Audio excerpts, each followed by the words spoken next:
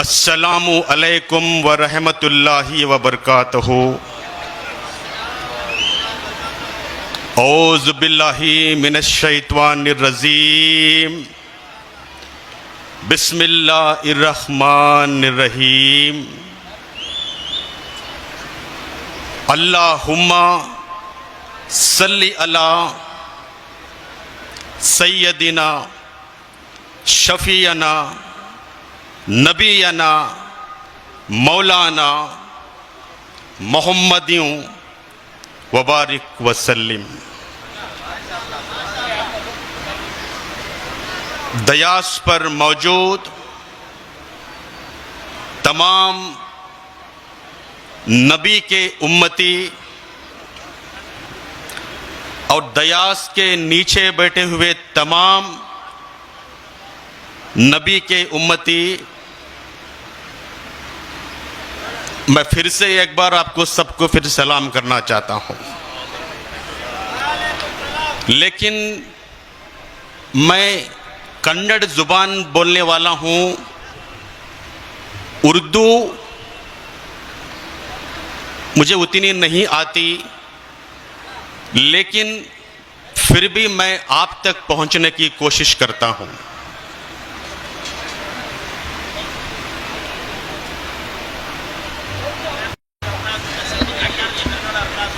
एक ऐसा प्रोग्राम जीवन में पहली बार मुझे मौका मिला है, इतने बड़े अल्लाह के बंदों के सामने मुझे रूबरू होने का मौका मिला है।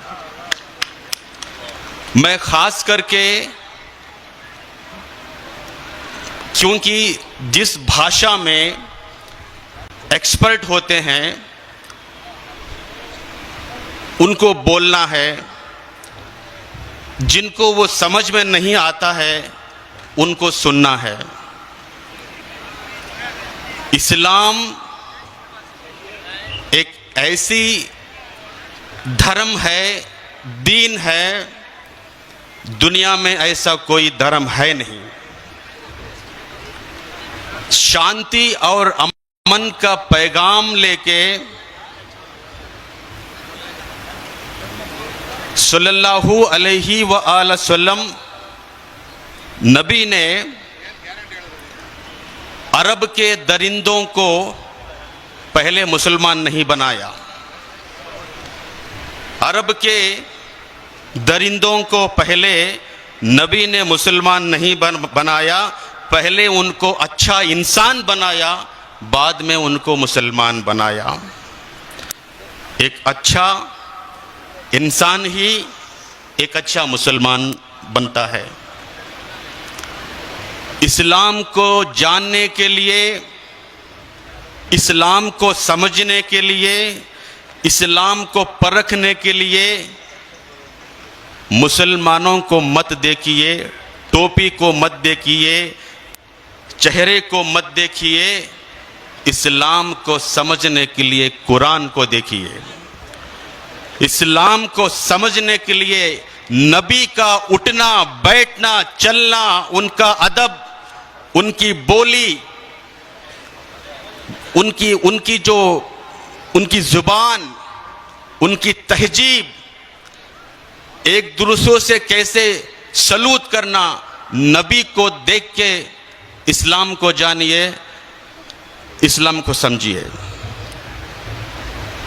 मुझे बहुत खुशी हो रही है ताकि इतने बड़े जलसे में मुझे शरीक होने का मुझे मौका मिला। अभी अभी तशरीफ रखे विश्व वक्कलिगा समाज के महास्वामी जी यहाँ पर मौजूद हैं, और कलकत्ता से आए मौलाना साहब 13 साल के पहले मैं कलकत्ता मौलाना जी का बयान सुनने के लिए गया था, नीचे बैठकर सुनता था। आज एक ऐसा मौका मिला है कोलकाता मौलाना जी का बयान उनके सामने बैठ के, उनके बाजू बैठ के मुझे सुनने का आज मौका मिला है। वो ऐसे उनकी जुबान, उनकी बोली, उनका जो बोलने का अंदाज, उसमें शक्ति बहुत है। वो पूरे माहौल को बनाते हैं, पूरे माहौल को इकट्ठे, जो उसको जोड़ते हैं। हिंदू और मुसलमान, उनकी एकता कैसे होना चाहिए, कैसे रहना चाहिए, कलकत्ता मौलाना साहब जी से मैं सुना हूं। वो हिंदुस्तान के बहुत सारे हर राज्य में मैं उनको देखा हूं, उनसे मैं बहुत प्रभावित हुआ हूं।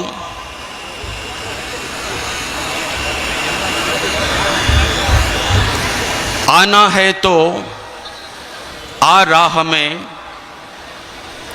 कुछ फेर नहीं,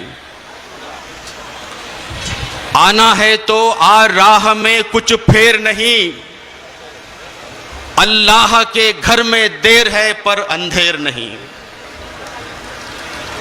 आना है तो आ राह में कुछ फेर नहीं, अल्लाह के घर पे देर है पर अंधेर नहीं।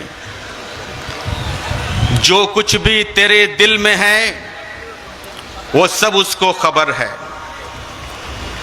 जो कुछ भी तेरे दिल में है वो सब उसको खबर है। बंदे तेरे हर हाल पे मालिक की नजर है, बंदे तेरे हर हाल पे उसका सीसीटीवी कैमरा है। जो तू नहीं कर पाएगा वो अल्लाह करेगा। जब तुझसे ना सुलझे हुए धंधे वो सब भगवान के इंसाफ पे छोड़ दे बंदे। जब तुझसे ना सुलझे हुए धंधे वो सब अल्लाह के इंसाफ पे छोड़ दे बंदे। तो हिंदू बनेगा ना मुसलमान बनेगा, इंसान की औलाद है, इंसान बनेगा। मालिक ने हर इंसान को इंसान बनाया, हमने उसे हिंदू या मुसलमान बनाया। कुदरत ने जो बख्शी थी हमें एक ही धरती, हमने कहीं भारत कहीं ईरान बनाया। जो तोड़ दे हर बंद वो तूफान बनेगा। तो हिंदू बनेगा ना मुसलमान बनेगा। ऐ दीन के ताजर ये वतन बेचने वाले, इंसान के लाशों के कफन बेचने वाले, ऐ महलों में बैठे हुए कातिल ये लुटेरे, तू भी एक दिन मौत का ऐलान बनेगा। तो हिंदू बनेगा ना मुसलमान बनेगा। मैं खास करके जीवन में पहली बार मुसलमानों के ऐसे जलसे में मुझे आने का मौका मिला है, तो जिंदगी की आखिरी सांस तक रहने तक मैं मुसलमानों का साथ दूंगा और मुसलमानों से कंधे मिला के मैं खड़े हो जाऊंगा। आज मेरा हौसला बढ़ाइए ताकि मैं आपके साथ में जुड़ने के लिए आया हूं। एक हकीकत की बात है कि इस हिंदुस्तान में 97% लोग हैं जो माइनॉरिटी, ओबीसी, दलित जो लोग हैं वो 97% हैं। वो सब लोग आपस में भाई और प्यार का भाईचारा है, लेकिन इस देश में 3% यहूदी लोग हैं जो हिंदू और मुसलमानों को अलग करना चाहते हैं। इस देश में वो 3% लोग हैं भारत के तहजीब को बिगाड़ना चाहते हैं। उन खतरनाक जहरीलों से हम लोगों को दूर रहना है। बड़ी अफसोस की बात होती है, कर्नाटक में कुछ ऐसे सियासत थी, ऐसे हुक्मरान थी, सुबह उठ गए तो हिंदू मुस्लिम हिंदू मुस्लिम हिंदू मुस्लिम हिंदू मुस्लिम, हलाल, हिजाब, 370, मुसलमान, दाढ़ी, आतंकवाद। कोई अरे भारत का भविष्य को बदलना है, तो भारत को डेवलपमेंट करना है, तो 30 करोड़ मुसलमानों को छोड़ के भारत को बदलाव नहीं कर सकते। कन्याकुमारी से लेकर कश्मीर तक और आसाम से लेकर गुजरात तक 30 करोड़ मुसलमान इस भारत में हैं। 30 करोड़ दलित हैं। जय मीम, जय भीम। 60 करोड़ हैं, लेकिन भारत में दलितों से ना इस्तीफा होती है। भारत में दलितों को मंदिर में प्रवेश नहीं दिया जाता। एक जमाने में भारत में दलित भाइयों की इतनी हालत बिगड़ी थी, गले में उनको एक लोटा बांध के सड़क में घूमना था ताकि उसमें ही उनको थूकना पड़ता था। कमर पे एक पत्ता बांध के उनको जाना पड़ता था ताकि उनके कदम, दलितों के कदम, खुद दलित उनके पत्ते मिटाना था। कोई होटल में दलितों को प्रवेश नहीं करते थे। होटल में कोई चाय उनको नहीं देते थे। होटल के बाहर जो ग्लास रखा जाता था, वो ग्लास उठाया कि उसमें ही चाय पीना पड़ता था दलितों को। और स्कूल में दलितों को एंट्री नहीं देते थे। अंबेडकर को कितना तकलीफ दिया गया है, उनको अंदर आने तक नहीं दिया। स्कूल में उनको पानी तक छूने नहीं दिया। दलितों के साथ में इतना ना इत्तेफाक हुआ है। इसका मौजूद कौन? मुसलमानों ने कहा था दलितों से इस तरह बेइंसाफी करने के लिए। तो आज मुसलमान, मैं कलकत्ता मौलाना जी से मैं 13 साल के पहले सुना था, उन्होंने बोला था मुसलमान यहां के किराएदार नहीं है, मुसलमान यहां के हकदार हैं। अरे कर्नाटक में 6.5 करोड़ की आबादी है। 6.5 करोड़ की आबादी में मुसलमान 1 करोड़ हैं। 2011 में जनगणति जो किया गया था 76 लाख थी, आज मुसलमानों का 1 करोड़ है। दलित 2 करोड़ है। ओबीसी 3 करोड़ है। यहूदी सिर्फ 2% तक नहीं। कर्नाटक में, बेंगलुरु में फिर भी वो तोड़ना चाहते हैं, मरोड़ना चाहते हैं। आप ऐसे मुत्तहिद हो जाइए, एक हो जाइए, दलितों से मोहब्बत कीजिए। हिंदू धर्म में उनको मोहब्बत नहीं किया गया, मुसलमानों से मैं कहता हूं कि आप उनसे मोहब्बत कीजिए। दलितों का साथ आप दीजिए, आपका साथ दलित देंगे। दलित और मुसलमान मिलकर पिछड़ों का साथ दीजिए। पिछड़े दलित मुसलमान होके इकट्ठे होके इस देश की रक्षा करना है। आप सब मिलके एक हो जाएंगे तो इन यहूदियों का कुछ काम नहीं, यहूदी कांप जाएंगे। मैं यहूदी इनडायरेक्टली बोल रहा हूं, आप जानते हैं कि कौन यहूदी है बेंगलुरु में, कर्नाटक में, हिंदुस्तान में। मुस्लिम एकता जिंदाबाद। मैं सीधा वार कर रहा हूं। 2002 में 6000 मुसलमानों को कत्लेआम किया गया। कौन उसका जिम्मेदार है? उस वक्त में वजीर आला थे, आज क्या है वो आप जानते हैं। सारे एविडेंस को, सबूत को, गवाहियों को छुपाकर बेजुबान, मजलूम, यतीम, लावारिश, औरत, खवातीन, हजरात, मुसलमान लोगों को 2002 में कत्लेआम किया गया। मैंने बोला ना आपको, जो कुछ भी तेरे दिल में है उस सब उसको खबर है। अरे 2002 में जब तेरी हुकूमत थी, तेरे पास में वो कंट्रोलिंग था, तूने कंट्रोलिंग नहीं किया, कत्लेआम किया गया। साक्षी सबूत को तूने मिटाया होगा, लेकिन अल्लाह को सब कुछ पता है। कोर्ट को खरीदी किया होगा, पुलिस को खरीदी किया होगा, माहौल को खरीदी किया होगा, लेकिन मुसलमानों के जितने लोगों को कत्लेआम किया गया, कितने लोग बेवा हो गए, कितने लोग अपने बेटे को गुमा लिया है, कितने लोग अपने बच्चों को गवा लिया है, कितने लोगों के बदवा लगी होगी। ये 2 दिन की दुनिया है। 2 दिन की दुनिया में मैं उससे गुजारिश करना चाहता हूं, मैं नाम नहीं लेना चाहता हूं। हमारे कर्नाटक सरकार ने एक ऐलान किया बेलगांव के असेंबली में, जो भी हिंदू मुस्लिम बंटवारे की जो जुबान से बयान करता है उसको 7 साल अंदर करना पड़ेगा। हिंदू मुस्लिम हिंदू मुस्लिम हिंदू मुस्लिम, बुरखे के बारे में जो बात करता है, हिजाब के बारे में जो बात करता है, दाढ़ी के बारे में बात करता है, टोपी के बारे में बात करता है, मुसलमानों को छेड़ता है, इस्लाम के खिलाफ बोलता है, उन तमाम जालिमों के लिए कर्नाटक सरकार ने एक नया कानून लाया। अगली बार कोई मुसलमान का धर्म के नाम पे कुछ बोला, 7 साल उसको अंदर जाना पड़ेगा।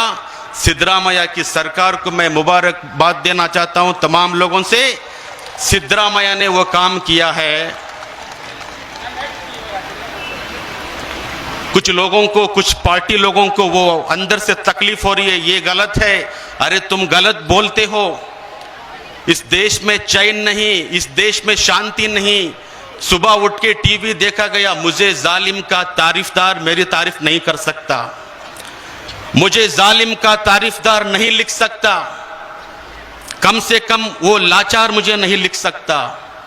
जान हथेली पे लेके बैठा हूं, वो सच को इस देश का अखबार नहीं लिख सकता। तमाम टीवी चैनलों को खरीदी किया गया है, तमाम अखबारों को खरीदी किया गया है, तमाम ईवीएम मशीन को खरीदी किया गया है, कोर्ट को खरीदी किया गया है, वर्दी को खरीदी किया है, लेकिन अल्लाह सब कुछ देख रहा है। पूरे हिंदुस्तान में, कर्नाटक में, मैं नॉर्थ कर्नाटक से हूं, हावेरी, धारवाड़, गदग, कोप्पल, रायचूर, बेलगांव, बिजापुर, हुबली, धारवाड़, रायचूर, गुलबर्गा, मैं वहां का हूं। आज मैं एक शपथ कर रहा हूं, जब भी मुसलमान मुझे बुलाएंगे मैं आपके साथ में जुड़ता हूं।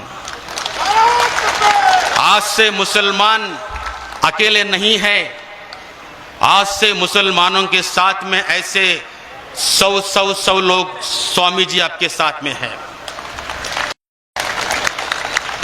तकरीबन 5000 स्वामी जी कर्नाटक में है। दलित के स्वामी जी है, ओबीसी के स्वामी जी है, मैं लिंगायत का स्वामी जी हूं। लेकिन बसवण्णा का मैं फॉलोअर हूं। बसवण्णा जी बोलते थे, इव नारव ಎಂದೆನಿಸದಿರಯ್ಯ, ಇವ ನಮ್ಮವನೆಂದೆನಿಸಯ್ಯ, ಕೂಡಲ ಸಂಗಮ ದೇವ, ಇವ ನಿಮ್ಮ ಮನೆಯ ಮಗನೆಂದೆನಿಸಯ್ಯ। ये कौन मत बोल, ये हमारा है। कलकत्ता के मौलाना हमारे घर के हैं, हमारे घर वाले हैं। कूडल संगम देवाय नमः, बसवण्णा जी ने बोला। मैं बसवण्णा का फॉलोअर हूं। कुरान में बसवण्णा के वचन में कोई डिफरेंस नहीं है। मूर्ति पूजा की आराधना नहीं करते हैं बसवण्णा। उस ऊपर वाले की कोई फोटो नहीं, उस ऊपर वाले की कोई पेंटिंग नहीं, उस ऊपर वाले की कोई पिक्चर नहीं। ಯಾವನಿಗೆ ತಂದೆ ಇಲ್ಲವೋ, ಯಾವನಿಗೆ ತಾಯಿ ಇಲ್ಲವೋ, ಯಾವನಿಗೆ ಜನನವಿಲ್ಲವೋ, ಯಾವನಿಗೆ ಮರಣವಿಲ್ಲವೋ, ಅವನೇ ಆದಿ, ಅವನೇ ಅಂತ್ಯ, ಎಲ್ಲರಿಗೂ ತಂದೆ ತಾಯಿ ಅವನೇ ಆಗಿ ಅವನಿಗೆ ಮಾತ್ರ ತಂದೆ ತಾಯಿ ಇಲ್ಲವೋ ಅವನು ದೇವರು ನೋಡ ಕೂಡಲ ಸಂಗಮ ದೇವ। जिसको मां नहीं, जिसको बाप नहीं, जिसको भाई नहीं, ना वो कभी पैदा हुआ था, ना वो कभी मरेगा, वही अव्वल है, वही आखिर है। सारी दुनिया का माँ बाप अल्लाह है, और उसको कोई माँ बाप नहीं है, वो अल्लाह है। नारे तकबीर। जिसको माँ बाप है वो अल्लाह नहीं हो सकता। अरबिक में अल्लाह कहते हैं, संस्कृत में ईश्वर कहते हैं। वो दोनों का मतलब एक ही है, सिर्फ भाषा का फर्क है। और अल्लाह के और ईश्वर के सिवा और किसी को अगर जोड़ेंगे तो वो शिर्क हो जाएगा। ये सिर्फ ये दो नाम है, अल्लाह, अल्लाहु अकबर। इसके बारे में कोई वो ये बात सुनते ही उन लोगों को अंदर से जलना शुरू हो जाता है।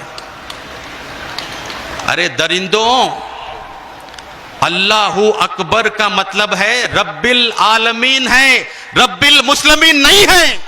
नारे तकबीर, नारे तकबीर। रब्बिल मुस्लिमीन नहीं है अल्लाह, रब्बिल आलमीन है। तो अल्लाहु अकबर का अजान सुनता है तो अल्लाह बड़ा है। अशहदु अन ला इलाहा इल्लल्लाह, तो उसके सिवा कोई अल्लाह है नहीं। तो मतलब यह उसके ईश्वर के सिवा कोई नहीं है, इसका मतलब है। हय्या लस्सलाह हय्या लल फलाह, तुम्हारी भलाई के लिए, तुम्हारी अच्छाई के लिए अल्लाह के घर पे आ जाओ। कितनी बेहतरीन बात है। तुम इसमें तुमको जलन होती है, ये बहुत गलत है। हिंदुस्तान में मुसलमानों को दबाया जाता है, कर्नाटक में मुसलमानों को दबाया जाता है। ये बेंगलुरु के जो भी आप मुसलमान फंक्शन करते हैं, जो भी आप उनको वोट करके एमएलए बनाते हैं, मंत्री बनाते हैं, वो यहां पर 5 मिनट पे नहीं बैठते। 5 साल उनको आप वोट डाल के बिठाएं, वो 5 मिनट बैठने के लिए तैयार नहीं है। मैं गुजारिश करना चाहता हूं, आने वाले दिनों में आप जिनको हुकूमत दी है वो बैठना है, सुनना है, दिल से आना है। मुसलमानों के फंक्शन को ऑटोमेटिक जो वॉल क्लॉक होता है ऐसे आके जाना नहीं है, दिल से आइए। मुसलमानों के साथ में कंधे से कंधा मिलाना है। तो आने वाले दिनों में मैं तमाम दलित, तमाम पिछड़े, तमाम मुसलमान, इन लोगों को इकट्ठे करके उन यहूदियों से लड़ता हूं मैं आज से कर्नाटक में किसी मुसलमानों के ऊपर कोई उंगली नहीं कर सकता। हजरत टीपू सुल्तान रहमतुल्लाह अलैह, शेर मैसूर, दुनिया में हिंदुस्तान की आजादी के लिए लड़ने के लिए जो पहला अंग्रेजों के खिलाफ लड़ाई की वो टीपू सुल्तान हजरत है। और उनका नाम सुनते ही मुसलमानों के अंदर एक जोश पैदा होती है। ये जालिम, ये 3% यहूदी लोग आपकी जोश को खत्म करना चाहते हैं। रहमतुल्लाह अलैह के बारे में क्या क्या बात बोली जाती है। जब हजरत टीपू सुल्तान के बारे में ये यहूदी लोग बात करते हैं, दलित लोग आपकी आवाज नहीं उठाते। नबी के शान पे गुस्ताखियां जो होते हैं, सरतन से जुदा उसको कानून में मौका नहीं है, लेकिन वो आपका दिल की तड़प है, आपके जज्बे से खेला जाता है। लेकिन मैं ये कहता हूं, अंबेडकर की शान पे गुस्ताखियां करते हैं तो तब आपको रोड में आना पड़ता है। जब टीपू सुल्तान की शान में गुस्ताखियां होते हैं तो हम दलित भी बाहर आ जाते हैं आपके साथ में। दलितों को, ओबीसी लोगों को, मुसलमानों को किरायादार बनाता है, हम लोगों को गुलाम बनाया जाता है। ये आज से नहीं चलेगा, आने वाले दिनों में। मुसलमान भाइयों, बेफिक्र से आप हिम्मत से रहिए और आने वाले दिनों में हम सब लोग मिलके आपका हौसला बढ़ाएंगे। मैं नेक्स्ट जब आता हूं तो उर्दू सीख के आता हूं और आपका हिम्मत बढ़ाता हूं। तो लास्ट में मैं आज कलकत्ता मौलाना जी से मैं उनको सुनने आया हूं खास करके, लेकिन मुझे एक नज़म भी आपसे बोलना है, तो मैं 2 मिनट में उसको ख़त्म करना चाहता हूँ। परमिशन देंगे आप मुझे बोलने के लिए? कुछ दिनों के पहले बोल रहे थे घर वापसी कर जाओ, मुसलमानों को बोल रहे हैं कि पहले आप हिंदू ही थे, आप आ जाइए वापस, घर वापसी कर बोल रहे थे। हाँ, हम मुसलमान को छोड़िए, मैं आता हूँ लिंगायत, हिंदू में मुझे कहाँ शामिल करोगे आप? ब्राह्मण, क्षत्रिय, वैश्य, शूद्र, हमको सबसे नीचे रखा जाता है, क्यों आना चाहिए हम लोग? आखिरी बंद। लेकिन ये इमरान प्रतापगढ़ी के नज़म में यह नहीं है, मैंने इसमें शामिल किया गया है। अरे कर्नाटक के मुसलमान 10 मुसलमान एमएलए हैं, 3 लोग एक जगह बट गए हैं। 10 मुसलमान एमएलए हैं और 4 एमएलसी हैं। सब लोगों को मुख्यमंत्री बनाते हैं, तो मुसलमान को कब मुख्यमंत्री बनाते हैं? 88% मुसलमान वोट करता है, फिर भी मुसलमानों को हुकूमत नहीं दिया जाता है। 20% वोटिंग किया जाता है, उनको मुख्यमंत्री देना चाहिए। 15% वोटिंग करते हैं, उसको मुख्यमंत्री पूछता है, लेकिन 88% मुसलमान वोट करता है, मुसलमानों को सीएम नहीं बनाया जाता है। राहुल गांधी जी, प्रियंका गांधी जी, इंदिरा जो भी, सोनिया गांधी जी, खरगे जी, एक बार मुसलमानों को भी कर्नाटक का मुख्यमंत्री बनाना चाहिए। मैं आज इस मंच से बोल रहा हूं, नहीं तो मुसलमान 10 जगह जीता होगा, 60 जगह मुसलमान जिताएगा।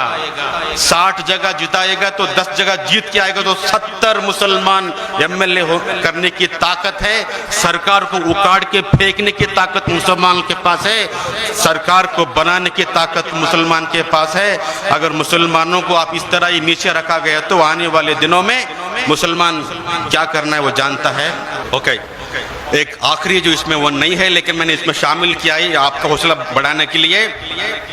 10 मुसलमान एमएलए हैं, मैं उनको बोल रहा हूं, हम मुसलमान हैं, हम मुसलमान हैं, यूटी कादर है हम, कनिज फातिमा हम, यूटी कादर है हम, कनिज फातिमा हम, तनवीर सेठ हम, आसिफ सेठ हम, अरशद रिजवानो ये हारिस हम, अरशद रिजवानो ये हारिस हम, रहीम खान हम, इकबाल हुसैन, रहीम खान हम, इकबाल हुसैन, बीजड जामिर अहमद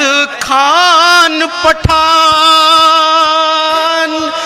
बीजड जामिर अहमद खान पठान, यासिर अहमद खान हम हैं पठान, यासिर अहमद खान हम हैं पठान।